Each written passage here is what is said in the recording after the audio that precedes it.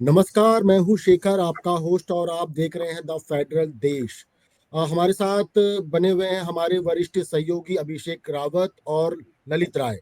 आज हम जिस मुद्दे पर चर्चा करना चाहते हैं वह है तहव्वुर राणा की भारत को जो प्रत्यर्पित करने की जो उन्होंने सुप्रीम कोर्ट में डाला था, वो वहाँ के अमेरिका के सुप्रीम कोर्ट ने खारिज कर दी है।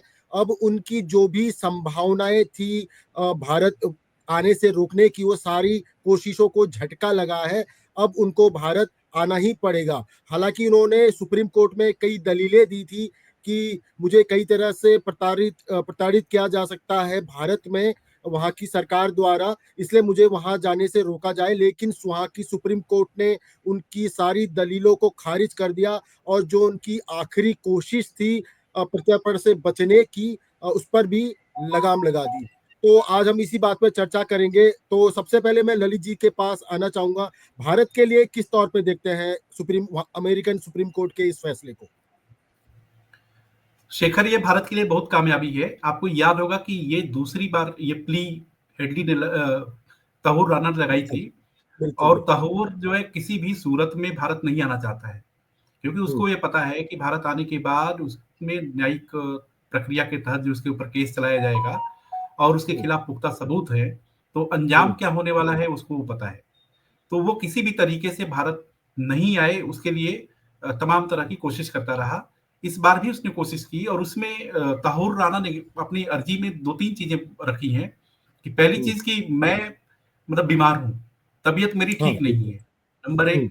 नंबर 2, उन्होंने तहूर ने कहा है कि राणा ने कि भारत की जो जेलों की स्थिति है वो खराब है, हम्म तो भारत की जेल सही नहीं है।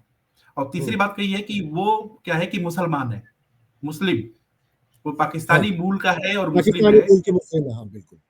यानी कि 3 बड़ी दलीलें उसने पेश की जिसमें कि भारत की जेल उसके लायक नहीं है, मतलब उसके हिसाब से हम्म। कि जेलों की स्थिति नहीं सही है।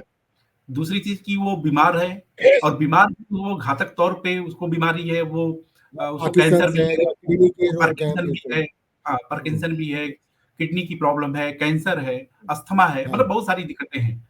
और कोविड उसके बाद 19 एक से जूझ रहे हैं। हाँ, और उसने एक मुस्लिम कार्ड भी खेल दिया जो है कि मैं मुसलमान हूँ और पाकिस्तानी मूल तो पाकिस्तान अलग बात। बोलता हूँ। ठीक है। तो मतलब ये कि हम्म, ये 3 दलीलों के तहत जो है वो अपनी अर्जी लगाया था, लेकिन कोर्ट ने सारी दलीलों को खारिज कर दिया। और कोर्ट ने कहा कि भई भारत प्रत्यर्पित किए जाने के लिए आप बहुत सारे पुख्ता साक्ष्य भी हैं, सबूत भी है, आधार भी है। इसलिए अमेरिकन कोर्ट आपकी इन दलीलों से एग्री नहीं करती है और आपको हम्म, भारत जाना होगा। तो निश्चित तौर पे क्या है कि आतंकवाद के खिलाफ लड़ाई में ये भारत के लिए बहुत ही कामयाबी की बात है। और इसमें निश्चित तौर पे कि अमेरिकन सरकार ने भी जो पक्ष रखा कोर्ट के सामने और उस पक्ष को वहाँ की अदालत ने माना, तो इससे ये जाहिर होता है कि अमेरिकन जो सरकार है, अमेरिकन गवर्नमेंट है, वो भी जो कहती है कि भाई टेररिज्म को लेकर के कोई जीरो टॉलरेंस है, तो उस जीरो टॉलरेंस को जो है अमेरिकन कोर्ट, मतलब सरकार की जीरो टॉलरेंस की जो भावना है, उसको बहुत ही पुख्ता तरीके से गवर्नमेंट एजेंसीज ने, मतलब प्रोसिक्यूटर्स ने अदालत के सामने रखा। और हम्म। उसके बाद जो है नतीजा आप देख रहे हैं कि अब कोई भी बहाना नहीं चलेगा, अब कोई चारा नहीं बचेगा। तहव्वुर राणा को भारत आना है। अब ये देखने वाली बात है कि वो दिन कब मुकर्रर होता है, वो तारीख कब होती है, जब मुंबई हमलों का बहुत बड़ा, सबसे बड़ा गुनहगार, जिसके दिमाग में न जाने कितने हजारों लोगों को मारने की साजिश रही चलो, मैं होगी। इस पे दोबारा आऊंगा ललित जी आपके पास, इस पे अभी थोड़ी देर में बात करेंगे। मैं अभिषेक जी के पास आना चाहूंगा। अभिषेक जी, जैसे कहा जाता है कि मोदी एंड ट्रम्प काफी अच्छे दोस्त हैं, तो आपको लगता है कि डोनाल्ड ट्रम्प के सत्ता में वापस आने के बाद जो तहव्वुर राणा के प्रत्यर्पण की जो बात है वो ज्यादा आगे बढ़ी? ऐसा हम कह सकते हैं शेखर, क्योंकि मोदी और ट्रम्प की जो दोस्ती है वो मीडिया में अक्सर नजर आई है। और अभी जब भारत के प्रधानमंत्री मोदी जब अमेरिका दौरे पे गए थे, तो खुद डोनाल्ड ट्रम्प जो राष्ट्रपति हैं अमेरिका के, उन्होंने इस चीज की घोषणा की थी मीडिया के सामने कि जो तहव्वुर राणा है वो भारत को सौंप दिया जाएगा। हालांकि हम्म। वो एक कानूनी प्रक्रिया का हिस्सा भी हाँ, था, वो सुप्रीम क्योंकि कोर्ट इंडिपेंडेंट बॉडी होती है, सही बात है। हाँ, सुप्रीम कोर्ट ने भी उसकी इजाजत दे दी थी। लेकिन फिर भी हाँ, ये हम कह सकते हैं कि ट्रम्प के राष्ट्रपति बनने के बाद इस मुद्दे पर जो है जो अमेरिकी प्रशासन है वो गंभीरता पूर्वक और जल्दी इस काम को करेगा, यानी जल्दी से प्रत्यर्पण हो पाएगा तहव्वुर राणा का। लेकिन सबसे जरूरी बात यह है कि तहव्वुर राणा भी हर एक पेशेवर अपराधी की तरह जो सारी अपने हथकंडे होते हैं वो अपना रहा है, किसी भी तरीके से भारत ना आए। जैसे उसने अभी ताजा जो प्ली लगाई थी अपना पाकिस्तानी ओरिजिन होने का, उसने लेकिन अब एक तो उसके उनके ताबूत पे आखिरी कील सुप्रीम कोर्ट ने ठोकी दी। अब तो उनके पास कोई चारा बचा नहीं। हाँ, हम यही कह सकते हैं कि अब तो जो उसकी मंशा है उसको जो है नाकामयाब कर दिया गया है अमेरिकी सुप्रीम कोर्ट द्वारा, और अब बस इसी बात का इंतजार है कि कब जो है तहव्वुर राणा भारत में आता है। और जी। बकायदा जो उसने अपने बचाव के लिए जो कारण बताए हैं, बीमारी का कारण हो या जो और भी अन्य कारण है, वो हमारे इंडिया की अगर हम बात करें तो मेडिकल फैसिलिटीज इंडिया में भी सारी हैं, प्रॉपर है। वर्ल्ड लेवल की मेडिकल फैसिलिटीज हमारे देश में है। तो जो जो उसने बीमारी अपनी बताई है वो सारी जांच यहाँ पे हो जाएगी, और वाकई में वो इतनी गंभीर बीमारियों से ग्रसित है भी या नहीं है, इस चीज की भी पुष्टि हो जाएगी। और आप ये देखेंगे कि मुझे लगता है तहव्वुर राणा सिर्फ सजा से बचने की ही कोशिश नहीं कर रहा है, मेन मुझे लगता है उस पर इस चीज का भी दबाव है, या कि पाकिस्तानी अथॉरिटीज जो इस पूरी साजिश में शामिल रही हैं, उनकी जी। कलई अगर पूरे विश्व के खुल सामने सकती है। खुलती है तो पाकिस्तानी जो चेहरा है वो बेनकाब होगा, पाकिस्तानी सरकार बेनकाब होगी, और आईएसआई जो पहले से बदनाम है उस पे एक मोहर लग जाएगी कि आतंकी गतिविधियों को किस तरीके से जो पाकिस्तानी सरकार और जो उसकी एजेंसियां हैं वो अंजाम दिलवाती हैं। आप इस पूरे मुंबई 26/11 के हमले पर अगर गौर करेंगे तो ये साजिश बहुत लंबी है। आप ये सोचिए कि कई सालों की साजिश के बाद जो है उस हमले को अंजाम दिया गया था। डेविड कोलमैन हेडली जो कोलमैन तब्बू हेडली। खाना का बचपन का दोस्त है, उसकी भूमिका को हमें नहीं भूलना चाहिए। जो पहले पाकिस्तानी मतलब उसके फादर जो है पाकिस्तानी ओरिजिन के हैं और मदर अमेरिकन है, तो अमेरिकन है। वो पाकिस्तान में ही पला बड़ा और फिर बाद में अमेरिका में जाकर उसने, पहले उसका नाम दाऊद गिलानी होता था बहुत और गिलानी है। अमेरिका में जाके उसने अपनी आइडेंटिटी चेंज करवाई, वो डेविड कोलमैन हेडली बन गया। ये भी सोची समझी एक साजिश का हिस्सा ही था। उस नाम के और उसका जो बिल्ट है और जो वो देखने में एक इंग्लिश लुक लगता है, अमेरिकन लुक लगता है, उसका हाँ, उसने बिल्कुल। बखूबी फायदा उठाया। लश्कर तैयबा ने भी इसलिए उसको साजिश में शामिल करा और तहव्वुर राणा के माध्यम से उसको पूरे आतंकी प्लान में शामिल करवाया। आप सोचिए कई सालों से जो डेविड कोलमैन हेडली है उसको रेकी के लिए भारत भेजा गया, फिर मुंबई में ही जानबूझ के एक जो है उसका इमिग्रेशन से जुड़ा हुआ एक ऑफिस खुलवाया गया जिसमें तहव्वुर राणा ने उसकी काफी मदद करी। ये सारा सेटअप इसलिए लगवाया गया क्योंकि वो एक अमेरिकी नागरिक था नागरिक है। और नाम उसका ऐसा था कि इस पे कोई डाउट नहीं जाएगा, और इनडायरेक्ट वे में इंडियन वो इंडियन एजेंसियों ने भी उनके रडार में भी नहीं आ पाया होगा नाम चेहरे के उसमें, क्योंकि अमेरिकन बिल्कुल नागरिकता उसके पास थी कहीं ना कहीं। बिल्कुल, और खुद आप देखेंगे तहव्वुर राणा भी जो है पाकिस्तान छोड़ के कनाडा में रहने लगा था। कनाडियन तो नागरिक की, हाँ, नागरिक था। आप ये सोचिए कि कितनी गहरी साजिश थी ये और कितने सालों से जो है इस साजिश को कहीं न कहीं पकाया जा रहा था, और उसके बाद 26/11 वाले दिन जो है इस साजिश को अंजाम दिया जाता है। तो बहुत ही गहरी जड़ें हैं आतंकी, और अगर ये तहव्वुर राणा भारत आता है और उससे पूछताछ होती है तो निश्चित तौर पर जो पाकिस्तान है वो बुरी तरीके से घिर जाएगा। क्योंकि आप ये सोचेंगे पाकिस्तान की जो आदत है वो झूठ बोलने की आदत है, और वो कोई भी कितने ही गंभीर आरोप क्यों ना उस पर लगे हों, बट आप चाहे उसके सबूत भी पेश कर देंगे लेकिन वो इंटरनेशनल फोरम पर उन आरोपों को और उन सबूतों को नकारता है। आप खुद देखेंगे जो आतंकी इस हमले में शामिल था, इकलौता जो जिंदा बचा था जिसको मुंबई पुलिस ने गिरफ्तार किया था और एनआईए ने उसको सजा दिलवाई और फिर उसको फांसी भी चढ़ाया गया, पाकिस्तान ने सिरे से नकार दिया था कि ये हमारा नागरिक नहीं है। पाकिस्तानी मीडिया जो थी जब उस आतंकी के घर पर पहुंची थी और उसके घर वालों ने इस बात की तस्दीक की थी कि हाँ ये हमारा बेटा है और पाकिस्तान का ही नागरिक है, तब जाके इंटरनेशनल फोरम पर वो जो पाकिस्तान का झूठ था वो खुला था। तो आप ये सोचें कि कहीं ना कहीं तहव्वुर राणा को हमारी इंडियन एजेंसीज या इंडिया के जो कानून की जो वो दलील दे रहे हैं कि उनके साथ बर्बरता हो सकती है या उनको सजा सजा यानी कि मौत की सजा भी मिल सकती है, उससे ज्यादा डर तहव्वुर राणा को पाकिस्तानी एजेंसियों से भी है कि कहीं ऐसा ना हो पाकिस्तानी एजेंसी ही उसको जो है खत्म पीछे ना पड़ करवा। जाए। हाँ, बिल्कुल। तो ये आप सोच सकते हैं, इसमें सबसे ज्यादा डर जो है तहव्वुर राणा के साथ साथ पाकिस्तान को भी है, क्योंकि पहले से ही वो आतंकियों का साथ देने की वजह से कहीं ना कहीं अमेरिका का साथ उससे छूटता गया है। और अब आप ये सोचें कि जिस दिन तहव्वुर राणा भी इस बात को कबूल कर लेगा और कानूनी तौर पर ये पुख्ता हो जाएगा, ये साबित हो जाएगा कि इस आतंकी हमले में जो है पाकिस्तान का सीधा रोल रहा है, तब आप सोचिए कि अंतरराष्ट्रीय स्तर पर पाकिस्तान का क्या हाल होने वाला है। और यही वजह है कि मुझे लगता है तहव्वुर राणा के जो है भेष में कहीं ना कहीं आईएसआई और पाकिस्तान ये प्रयास कर रहे हैं कि उनको भारत ना भेजा जाए। ललित जी, 26 नवंबर साल 2008 एक ऐसा दिन जो भारत के इतिहास में एक काले दिन की तौर पे दर्ज हो चुका है। तो तंवर राणा के जो प्रत्यर्पण है भारत को मिलेगी, क्या उन 166 लोगों की आत्मा को शांति मिलेगी, उनके परिजनों को एक तरह से न्याय मिलेगा? क्योंकि उसमें पुलिसकर्मी भी शामिल थे, उसमें आम नागरिक भी शामिल थे। एक बेहद चौंकाने वाली घटना हुई थी हमारे देश के इतिहास में। तो आपको लगता है कि जो परिजन है, जो उनके बेटे बेटियां बड़े हो चुके होंगे, उनको भी एक तरह से न्याय मिला इस प्रत्यर्पण के बाद? देखिए शेखर, क्या है सबसे बड़ी चीज है कि 26 नवंबर 2008 मुंबई अटैक, वास्तव में जैसा कि आपने कहा कि वो ब्लैक डे है, और निश्चित तौर पे उसका जो गम है, 175 लोग मारे गए उस पे, हम्म, लेकिन ये कि 175 परिवार तबाह हो गए। और वो हम्म, एक ऐसा दिन है कि जब जब हर साल 26 नवंबर का दिन जो करीब आता है, तो वो दुख और ये दर्द बढ़ जाता है। एक्चुअली में वो 175 में से 10 आतंकी थे, मतलब जो संख्या है हाँ, हाँ। हमारे देश तो जी। बेसिकली जो दहशतगर्द थे, जिनका मकसद ही केवल जो है वो कत्लेआम करना था, खून खराबा करना था, तो उनको उनको आप हीरो के तौर पे तो नहीं देख सकते, क्योंकि वो बिल्कुल कुल मिला करके वो मानवता के दुश्मन हैं। उनके दुश्मन है, बिल्कुल। दिल और दिमाग उनका सेंसलेस है, और दिल में संवेदना है ही नहीं। और जिस व्यक्ति के दिल में संवेदना नहीं है, उसके बाद वो इस तरह के कृत्य को अंजाम देता है।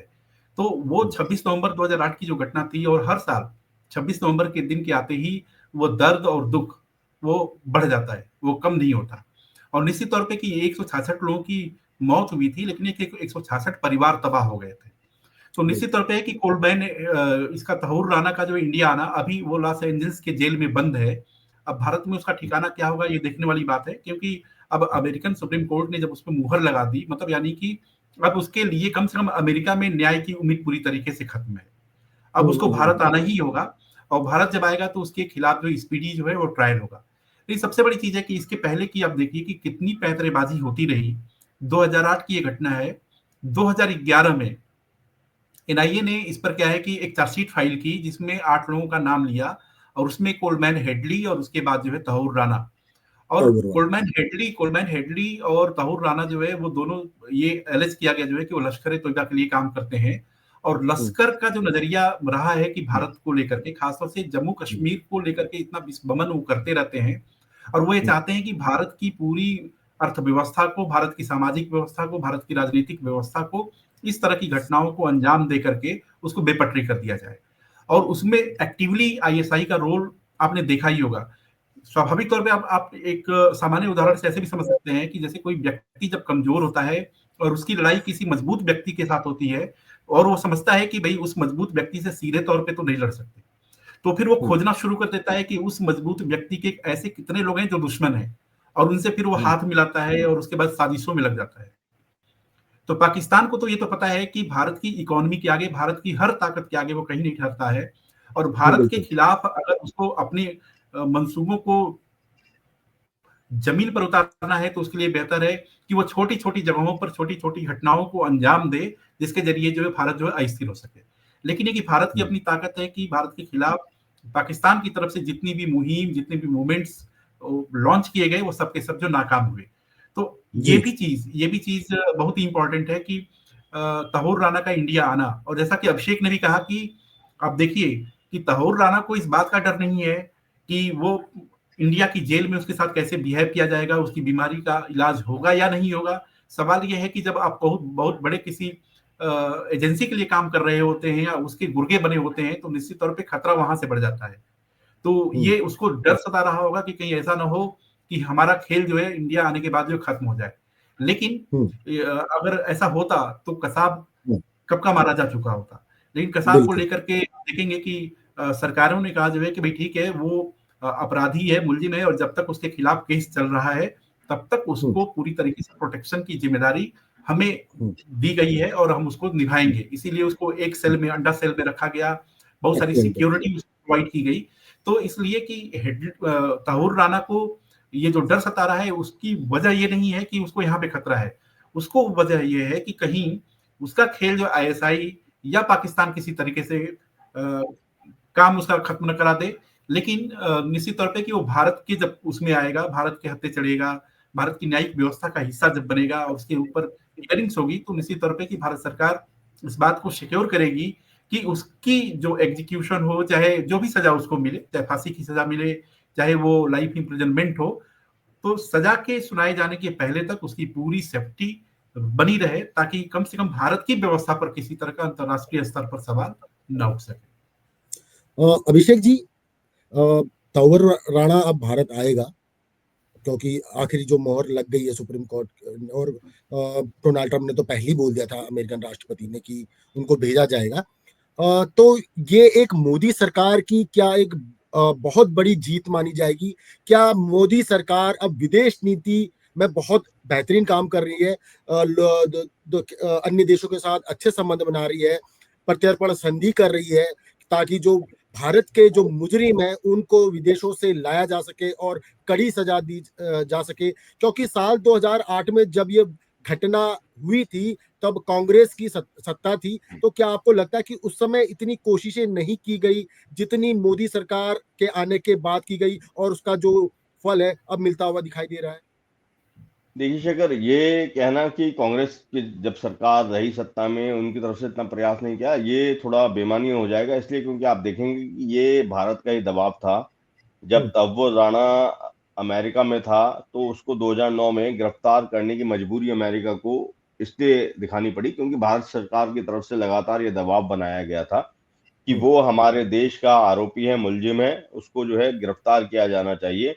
वो बात और है कि हाँ, प्रत्यर्पण में इतना लंबा समय लगा है। हम ये भी कह सकते हैं कि शायद ये एक कानूनी प्रक्रिया रही हो अमेरिका के अंदर भी।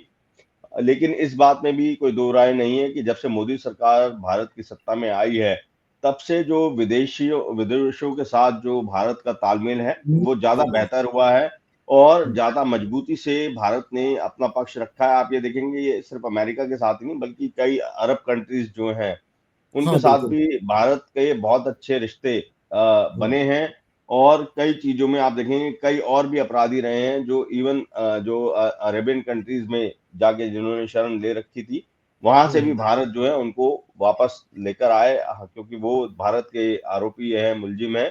तो इस तरीके से अगर हम बात करेंगे तो कहीं न कहीं विदेश नीति में भारत ने काफ़ी सफलता हासिल की है।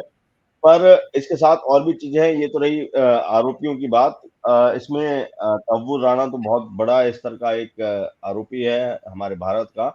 अभी पीछे जब अमेरिकन विज़िट पे प्रधानमंत्री मोदी गए तो उसमें ये भी बिल्कुल। एक जो है बात बनी है, सहमति बनी है कि भारत की धरती पर जो कोई जुर्म में शामिल रहा होगा, अगर वो अमेरिका में भी शरण ले चुका है या छुपा हुआ है, तो वो भारत को प्रत्यर्पित किया जाएगा और इसके लिए जो है कुछ एक अपराधियों की लिस्ट भारत ने सौंपी भी है, उसमें से कुछ एक गैंगस्टर्स भी हैं, तो उनको भी अमेरिका ने ये वादा करा है कि उनको भारत वापस भेजा जाएगा। तो इस लिहाज से हम देखेंगे तो ये एक बहुत बड़ा और बहुत सफल कदम है भारत के लिए, क्योंकि पिछले कुछ सालों में ये एक ट्रेंड भी बन गया था, या अभी भी आप देखेंगे जो हमारे देश के बड़े गैंगस्टर्स हैं या जो बड़े गैंग हैं जैसे लॉरेंस बिश्नोई हो गया या जो उसका विरोधी गैंग है, उसके कई सारे आप रोज देखते होंगे कि कई सारे जो बदमाश हैं या जो अपराधी हैं, वो फॉरेन लैंड पे बैठकर इंडिया के अंदर जो है अपराध को अंजाम दिलवा रहे हैं। उनके हौसले बुलंद है, उनको लगता है कि शायद वो कभी भारत वापस भेजे नहीं जाएंगे या फिर उनके ऊपर कोई कार्रवाई नहीं की जा सकती है। लेकिन अब ये जो संधि हुई है और जो सहमति बनी है, इसमें ज़ाहिर तौर पे ये भी एक बहुत अच्छा कदम है, क्योंकि जो बड़े-बड़े बदमाश हैं, कहीं न कहीं एक न्यूसेंस क्रिएट करने का काम करते हैं और जो एक आम पब्लिक है, चाहे वो व्यवसायी हो या पैसे वाले लोग हों, उनको परेशान करके, उनको डरा धमका कर और उनसे पैसा एक्सटॉर्ट कर रहे हैं। तो इस पर अगर लगाम लगती है तो वो ऑल ओवर पब्लिक के लिए भी एक शांति का वातावरण कायम करने में सफलता है। और इन सब चीजों में तो जाहिर तौर पे भारत को पिछले कुछ सालों में बड़ी सफलता हाथ लगी है। अच्छा, ललित जी, मैं एक बात जानना चाहूंगा, हमारे दर्शक जानना चाहेंगे कि अब तंवर राणा तो भारत आएगा। अब वो दिन तो मुकर्रर नहीं है, लेकिन आएगा, ये तो पक्का है। जो दूसरा आरोपी है डेविड कोलमैन हेडली, क्या उसको भी भारत लाने की प्रक्रिया भारत अब करेगा? क्योंकि तंवर राणा तो पाकिस्तानी मूल का कनाडियन नागरिक है, लेकिन हेडली पाकिस्तान मूल का अमेरिकन नागरिक है। तो क्या ये भी कोई बात बन सकी? क्योंकि वो भी एक बहुत बड़ा आरोपी है। हालांकि ऐसा कहा जाता है कि उसने अपना बयान दिया था, जिसके आधार पर अमेरिकन एजेंसी ने ये बोला कि हम आपकी सजा कम करवा देंगे, क्योंकि साजिश में तो वो भी बराबर का हिस्सेदार है। तो क्या भारत अब ये कोशिश करेगा कि हेडली को भी भारत लाया जा सके?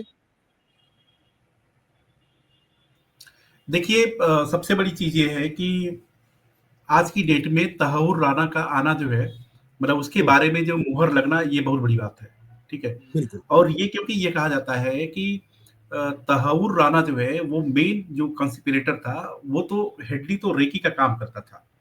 हम्म। हेडली जो है वो केवल रेकी का काम करता था। मेन जो व्यक्ति जो था वो तहव्वुर राणा था जो है। तो मास्टरमाइंड। तहव्वुर राणा का आना जो है वो बहुत बड़ी चीज है। और यहाँ पे एक चीज और ध्यान देने वाली बात है कि हेडली और तहव्वुर राणा दोनों वो हम्म, लश्कर तैयबा के लिए काम कर रहे थे और लश्कर तैयबा बिल्कुल। उनका उपयोग कर रहा था। तो अभी आज की डेट में क्या है कि जो असली जो चर्चा चर्चा की जो बात है वो ये है कि तहव्वुर राणा का भारत आना क्यों इम्पोर्टेंट है, और उसके बाद उसके बारे में जो सजा सुनाई गई है वो क्यों जाना जरूरी है। जहां तक हेडली का सवाल है, तो हेडली को लेकर के ये है कि हेडली कभी भी वो तहव्वुर राणा के इंस्ट्रक्शंस के बगैर जो है काम नहीं कर रहा था जो है। ठीक है।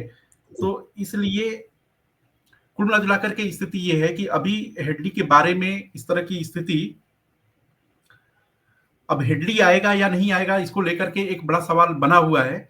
लेकिन ये कि बिल्कुल। अभी जो मौजूदा जो स्थिति है उसमें हमें बात करनी पड़ेगी कि तहव्वुर राणा का आना और उसमें लेकर के अमेरिकन रोल्स जो है वो कितना इंपॉर्टेंट है। ठीक है। कितना इम्पोर्टेंट है?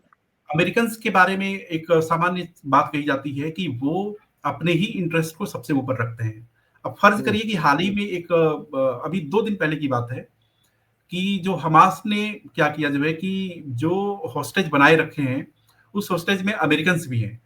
और अमेरिकन ने क्या किया है कि जाकर के ऐसी एक सीक्रेट डील की है कोई, या सीक्रेट मीटिंग की है हमास के साथ, जिसको इजराइल को भी भनक नहीं लगी थी।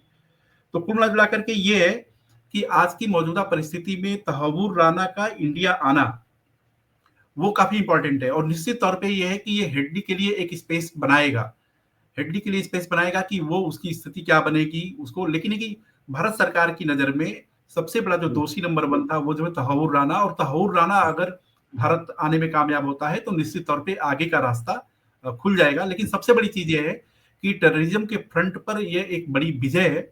अदालती हम्म, हस्तक्षेप के बाद ही ये मतलब भारत को विजय मिलती हुई नजर आ रही है। लेकिन ये कि अमेरिकन अमेरिकन गवर्नमेंट भी कहीं ना कहीं इसमें थोड़ी सी एक्टिव रोल प्ले कर रही है। और ये म्यूचुअल होता है ना कि म्यूचुअल ट्रस्ट की बात आप कह सकते हैं कि यहाँ पे मोदी है, वहां पे ट्रंप है, और दोनों के बीच में केमिस्ट्री जो है बहुत अच्छी रही है। और अब जो हम्म, दोबारा जब इस सरकार में आए, अमेरिकन हम्म, गवर्नमेंट के वो प्रेसिडेंट बने, तो निश्चित तौर हम्म, पे है कि इसमें स्पीडअप ये हुआ है। तो आने वाला समय बताएगा जो है कि टेररिज्म के खिलाफ जो लड़ाई है वो और कितनी आगे बढ़ने वाली है। ठीक है। अभिषेक जी, और तहूर राणा का भारत आना क्या एक तरह से पाकिस्तान के लिए एक मैसेज की तरह एक कड़ा संदेश है कि अगर आपने अपने जमीन से, अपने सरजमीन से भारत के खिलाफ कोई भी षड्यंत्रकारी कदम उठाया, तो उसका खुलासा एक ना एक दिन हो जाएगा, और आपने जिसको मोहरा बनाकर साजिश रची थी वो एक ना एक दिन पकड़ में आएगा, फिर चाहे वो पूरी दुनिया के किसी भी देश में ही क्यों ना छुपा हो। तो क्या एक ये पाकिस्तान या फिर भारत के खिलाफ साजिश रचने वाले सभी देशों के खिलाफ एक संदेश की तरह जाएगा? निश्चित तौर पर शेखर, ये इसमें तो कोई दो राय नहीं है, ना ही कोई शक है कि ये मैसेज जाएगा, क्योंकि आप ये देखेंगे कि पाकिस्तान ने इस हमले को इस तरीके से अंजाम दिलवाया था कि सीधे तौर पर पाकिस्तान की कोई भी जो सरकारी एजेंसी है वो इस हमले में इन्वॉल्व ना दिखे। लेकिन जब कसाब जिंदा पकड़ा गया तो सबसे बड़ा जो पहला एक चोट पहुंची पाकिस्तान की साजिश पर वो वही थी, क्योंकि कसाब एक पाकिस्तानी नेशनल था और पाकिस्तान ने ये कोशिश की थी कि और पाकिस्तान को ये पता भी था जब इतने बड़े स्तर पर हमला होगा तो जाहिर तौर पर इंडियन जो फोर्सेज हैं वो भी रिटेलिएट करेंगी और शायद जो ये आतंकी हैं ये मारे जाएंगे। लेकिन उसमें एक आतंकी का जिंदा बचना सबसे बड़ा एक सबूत मिल कसाब का, गया बिल्कुल। भारत की एजेंसियों को कि हाँ, ये आतंकी हमला पाकिस्तान ने ही साजिश की थी और पाकिस्तान ने ही अंजाम दिलवाया था। क्योंकि अगर कोई जीवित नहीं रहता तो शायद आप भारत जो है सिर्फ शोर मचाता रह जाता, लेकिन कोई गवाही देने वाला ऐसा नहीं हवाई मिल देने पाता के लिए। कि वो व्यक्ति कहाँ का रहने वाला है। तो एक जिंदा सबूत मिलने से पाकिस्तान के जो जितने भी तैयारी थी खुद को बैकफुट पर रखते हुए इस हमले को अंजाम देने वाली, वो कल ही खुली। उसके बाद फिर जब Tahawwur Rana, David Coleman Headley और इन सब का नाम आया, लश्कर तैयबा का नाम आया, तो धीरे धीरे इंटरनेशनल फोरम पर पाकिस्तान इस पूरे हमले से डायरेक्ट जुड़ गया। और जब डेविड कोलमैन हेडली की जब अभी बात हो रही थी तो उसमें आप ये देखेंगे डेविड कोलमैन हेडली ने प्लीड गिल्टी की है, यानी कि एक लॉ का एक टर्म होता है, यानी कि उसने अपनी गलती को मानते हुए क्षमा याचना की है और उसमें ये बात स्वीकार करी है कि ये जो पूरा हमला था किस तरीके से अंजाम दिया गया, उसकी क्या भूमिका रही और उसने किसके कहने पर ये हमला अंजाम किया है। तो यहाँ पर आप देखेंगे दूसरी जो पाकिस्तान की कलई है वो यहाँ से खुल जाती है। तहव्वुर राणा को भी अमेरिकन एजेंसीज ने गिरफ्तार किया था और वो भारत के दबाव में रहते हुए गिरफ्तार किया था और उसमें भी तहव्वुर राणा की जो स्टेटमेंट आई वो भी फिर पाकिस्तान से जुड़ी हैं। अब जब तहव्वुर राणा भारत आ जाएगा तो और भी ज्यादा जो चीजें हैं, जो सबूत भारत के पास हैं, वो और इंटरनेशनल फोरम पे आगे आके खुलेंगे और पाकिस्तानी सरकार और पाकिस्तान की सरकार की जो एजेंसी है आईएसआई, उसकी डायरेक्ट इन्वॉल्वमेंट आएगी। आप ये देखेंगे कि अभी पाकिस्तान की छवि क्या है, आप खुद वहां के कई न्यूज प्लेटफॉर्म्स है या यूट्यूब प्लेटफॉर्म्स हैं, जब वहां की जो जनता है वो खुद ये चीज एडमिट करती आपको सुनाई देगी कि पाकिस्तान की जो छवि अंतरराष्ट्रीय स्तर पर वो बहुत ही ज्यादा खराब है। उनके जो नागरिक है अगर कहीं फॉरेन कंट्रीज में, यूरोपियन या फिर अमेरिकन द्वीप में कहीं जाते हैं तो वहां पर उनको शक भरी निगाहों से देखा जाता है। वो जब पाकिस्तानी जो नागरिक है वो अगर भारतीय नागरिक से अपनी तुलना कर रहा होता है तो वो ये बोलता है कि भारतीयों को हमारी तुलना में कई गुना ज्यादा इज्जत से देखा जाता है और कई ज्यादा गुना विश्वास के साथ उनको देखा जाता है। तो आप ये देखेंगे पाकिस्तानी सरकार अपने घर में भी घिरी हुई है और अंतर्राष्ट्रीय स्तर पर भी घिरी हुई है। और अब जब तहव्वुर राणा इस चीज का एक और जीता जागता सबूत भारत में आ जाएगा और जब वो ये सारी चीजें बयां करेगा खुद अपनी जुबान में और जो सबूत हैं भारतीय एजेंसीज के पास वो जब कॉरोबोरेट हो जाएंगे और जब ये चीज साबित हो जाएगी कि वो पूरी जो आतंकी साजिश थी किस तरीके से अंजाम दी गई थी और जो पाकिस्तानी आका हैं जब उनके भी नाम आएंगे, तो मुझे लगता है कि अभी अमेरिका जो पाकिस्तान से दूरी बना चुका है, मुझे लगता है वो अब पाकिस्तान को और भी कठोर दंड लगाने में भी आगे काम करेगा। क्योंकि आप ये देखेंगे पाकिस्तान से जो दूरी बनी है अमेरिका की, वो सिर्फ इसलिए नहीं कि पाकिस्तान ने जो है भारत के अंदर आतंकी हमलों को अंजाम दिलवाया है, सिर्फ ये एक वजह नहीं है। आपने जैसे खुद कहा था या ललित ने भी कहा था कि अमेरिका का अपना इंटरेस्ट सबसे पहले होता है, बाकी चीजें बाद में होती हैं। अपनी, यहाँ हाँ, पर आप अपना हित देखेंगे पहले कि देखते हैं। पाकिस्तान ने जिस तरीके से चाइना के साथ जो अपनी नजदीकियां बढ़ाई, वो चीजें ज्यादा आखरी हैं अमेरिका को और इसी वजह से जो है अमेरिका भी चाहता है कि पाकिस्तान को इस चीज का दंड दिया जाए और बहाना कोई भी हो। आतंकवाद जिसकी आज दुनिया भर में चर्चा रहती है और पूरी दुनिया आतंकवाद को जो है मतलब बहुत ज्यादा उसके निंदा करती है और ऐसे में एक देश कोई देश जो है आतंकवाद को बढ़ावा दे रहा है, उसका इस्तेमाल कर रहा है, सिर्फ भारत ही नहीं अफगानिस्तान तक पाकिस्तान को इस बात का दोषी ठहराता है कि बिल्कुल, पाकिस्तान जो है आतंकियों को अपनी सरजमी में पालता है, उनको पनाह बिल्कुल, देता जबकि है और उनसे। तालिबान की सरकार है वहाँ, इसके बावजूद। हाँ बिल्कुल। शेखर तो इस शेखर यहाँ पे अभिषेक ने जो बिल्कुल, बात कही अभिषेक। इसमें इसको थोड़ा आगे बढ़ा करके आप देखिए। फर्ज करिए एक सिचुएशन वो संबंध कुछ इस तरह का बनता है कि चाइना के करीब इंडिया आता है। आप एक फर्ज करिए कि चीन जो है अपनी सारी गलतफहमी को, कटुता को दूर करते हुए भारत के साथ दोस्ती का हाथ बढ़ाता है, क्योंकि चीन को ये पता है कि आज की डेट में सबसे ज्यादा अगर राइवलरी किसी से मिलने जा रही है या घोषित राइवल अगर कोई है तो अमेरिका है। ट्रंप जो बार बार कहते हैं, आप फर्ज करिए जो कि चाइना का माइंडसेट, चाइना ने अभी हाल ही में बोला भी जो है कि अगर वो टैरिफ लगाते हैं, जब खुले तौर पे अमेरिका हमारे खिलाफ टैरिफ वार छेड़ रखा है तो ठीक है, हम भी जो अंतिम सांस तक लड़ाई लड़ते रहेंगे। ये चीन की तरफ से बयान आ गया। अभी हाल के फिलहाल 10-12 साल में इस तरह का बयान चीन की तरफ से अमेरिका को लेकर के नहीं आता था। वो बयान देते थे लेकिन ये कि थोड़े से नपे तुले देते थे, लेकिन इस बार खुल करके उन्होंने बोला इस बात को। अब सोचिए जो है कि अगर मान लीजिए कि चीन और भारत एक दूसरे के करीब आते हैं तो क्या अमेरिका का रुख पाकिस्तान को लेकर के वैसा ही बना रहेगा? क्योंकि अमेरिका जो अपने आप को मेक अमेरिका ग्रेट अगेन की बात करता है, और केवल मेक अमेरिका ग्रेट अगेन का मतलब हो गया कि वो ये मान के चलता है कि इस पूरे विश्व में, यूनिपोलर वर्ल्ड में सब दबदबा मेरा ही है। इसमें कहीं मल्टीपोलर, अमेरिकन जो थिंक है क्या है, अमेरिकन थिंक टैंक की यही सोच रहती है कि वो मल्टीपोलर वर्ल्ड का तो उनके डिक्शनरी में कहीं शब्द ही नहीं है। वो मान के चलते हैं कि ये विश्व जो है यूनिपोलर रहना चाहिए, और यूनिपोलर का मतलब हो गया कि एक ही नेता हो। प्रधानमंत्री मोदी ने भी उनके सामने बोल दिया था मीघा कि मेक इंडिया ग्रेट अगेन। उन्होंने बोल दिया एशिया में हम भी है भाई। ये बात सच है, लेकिन अल्टीमेटली क्या है कि जो इकोनॉमिक इंटरेस्ट है वो इतना ज्यादा प्रिवेल करता है और वो उसका असर्ट बहुत ज्यादा होता है। तो वही मैंने कहा कि आप इमेजिन करिए कि अगर चीन और भारत एक दूसरे के करीब आते हैं तब पाकिस्तान को लेकर के अमेरिका का रुख क्या रहेगा? क्योंकि सवाल यह है कि किसी भी एडमिनिस्ट्रेशन का जो झगड़ा होता है वो देश से तो नहीं है भाई। पाकिस्तान की कुर्सी पे जब इमरान खान बैठे थे तो इमरान खान के बारे में भी यही कहा जाता था कि अमेरिका ने जो है वो अमेरिकन सपोर्ट की मदद से, और इमरान जो कितना ज्यादा मतलब एंटी अमेरिकन हुए वो भी सबके सामने आ गया। लेकिन ये है कि अगर शहबाज शरीफ की भूमिका में कोई परिवर्तन आता है और वो जा करके अपना बेकिंग कटोरा लेकर के पहुंच गए और बोले कि जी जनाब सारी गलती माफ करिए, जो है वो तो इमरान खान का था, जिससे देश का क्या लेना देना है। तो कहने का अर्थ है कि इंटरनेशनल जो एरिना में ये बात सच है कि अमेरिकन अपने आप को मानते हैं कि 2001 का WTC का अटैक जो है उसके बारे में कभी अमेरिका ने सोचा भी नहीं होगा कि अमेरिका की जमीन पर इस तरीके से बड़े मतलब टेररिज्म को अंजाम दे दिया जाएगा। लेकिन वो चीज हुई, वो घटना घटी। तो ये बात सच है कि अमेरिका के लिए टेररिज्म के खिलाफ लड़ाई इंपॉर्टेंट तो है, लेकिन वो ये चाहते हैं कि उनकी सुप्रीमेसी बनी रहे। उसके लिए वो हमेशा ये खेल खेलते रहेंगे कि समय के हिसाब से कभी उनको खुश करते चलो, समय के हिसाब से कभी दूसरे देश को खुश करो, और समय के हिसाब से निष्पक्ष बन जाओ, कहीं पार्टी बन जाओ, और अगर कहीं पार्टी नहीं बन पाते हो तो 2 या 3 देशों को आपस में जो है लड़ाने का काम करो। तो कहीं ना कहीं उनको भारत के तौर पे एक अच्छा दोस्त चाहिए है एशिया में, कि अगर उनको पाकिस्तान या फिर चाइना को सबक सिखाना है या उनको धमकाना है या उनको दिखाना है कि हाँ हम ही शक्तिशाली देश है इस दुनिया में। हाँ, ये अमेरिकन माइंडसेट है। ये अमेरिकन माइंडसेट के साथ यही होता है। ये बीच में आप नहीं होता है कि जैसे थोड़ी सी किसी को थोड़ी सी राहत भरी बात बोल दो भाई। कोई आपके दरवाजे पे आता है और आप उसको कुछ भी नहीं देना चाहते हो, और उसके बाद जो आपने थोड़ी सी उसकी मदद कर दी वो खुश हो गया। तो आज की स्थिति में क्या है कि टेररिज्म के खिलाफ लड़ाई में ये बात सच है कि टेररिज्म एक बड़ा इशू है पूरी दुनिया के लिए।